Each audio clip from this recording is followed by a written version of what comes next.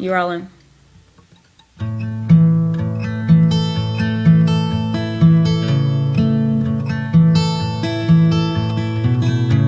It was hot, 100 in the shade, when Mary got a note from this guy named Gabe. She don't remember getting pregnant, but she did. And by all accounts, she churned out one heck of a kid. But walking home from church one day, he just up and disappeared. Maybe he went to find Santa, or maybe he went to get beer. He was just 12 years old, this miracle she carried. It was all so confusing, she wasn't even married. So she fled south to Elizabeth, her eldest cousin, who despite her old age also had one in the oven. And in a duplex with a busted cement gnome, well, Chattanooga was as good as home. That's in Tennessee. There's Barbie lovers and firecrackers and train trackers and Coca Cola makers and insurance takers and a lot of hot preachers. Sarah bought the brownies, shining bubbles, they almost booked a beach trip, but they didn't have a way. They baked biscuits at daylight for whoever might stop by, but they didn't get a lot of colors at the corner and doodah. Sweet tea was flowing and so were the tears, as Mary lived out her submissing years. Not really free and sure not a boss, just mostly lonely and mostly lost.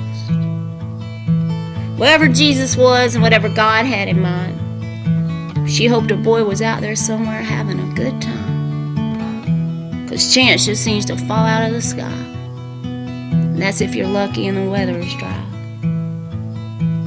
Lots of letters from Mama came full of worry, and I told you.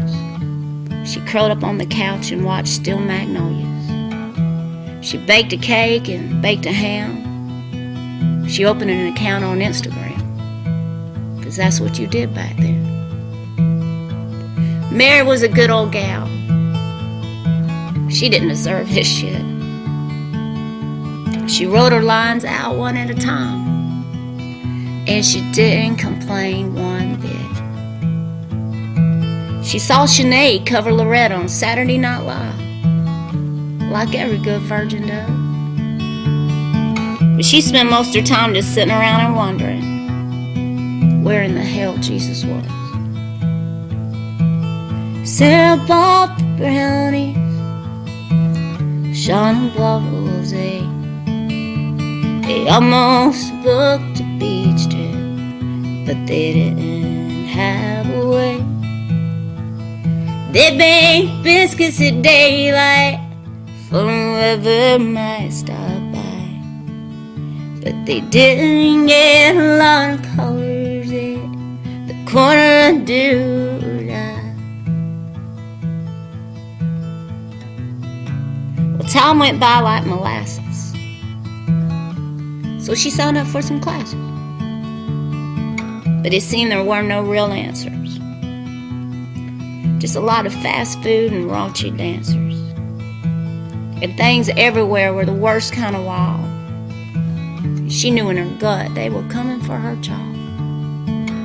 With bumpers and thumpers and guns a-blazing, old Jesus was in for some gnarly hazing.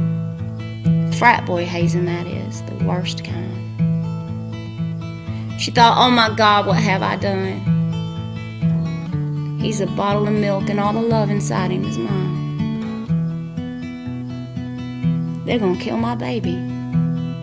They don't like him none.